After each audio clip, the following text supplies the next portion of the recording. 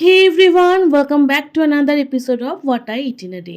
আগের রাতেই ভিজিয়ে রেখেছিলাম মেথি আর মৌরি, আর সেই জলটাই ঘুম থেকে উঠে খালি পেটে খেয়ে নিলাম। তারপরে আমার জন্য গ্রিন টি আর বাবাইয়ের জন্য অবশ্যই দুধ চা নিয়ে বসে পড়লাম।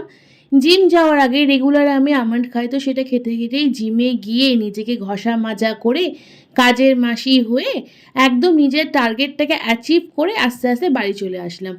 বাড়িতে এসে টুকটাক কিছু রান্নাবান্না ছিল, সেগুলো করে সাজুগুজু করে রেডি হয়ে গেলাম। কিন্তু একটা কথা দেখতে পাচ্ছ, আমি যে চুলে হাত দিলাম হাতে চুল উঠে আসছে না। এই হেয়ার ফলের একটা কিছু সলিউশন করতে হবে, সেটা শেয়ার অবশ্যই করব। আমাদের নিমন্ত্রণ ছিল এক গৃহপ্রবেশের বাড়িতে, মানে গৃহপ্রবেশের পুজোতে। সেখানে টুকটাক খাওয়া দাওয়া করে আড্ডা ফাড্ডা মেরে বাড়িতে চলে আসলাম। সন্ধ্যেবেলায় মা বাবা এসেছিলো, তাই একটু চা খেলাম।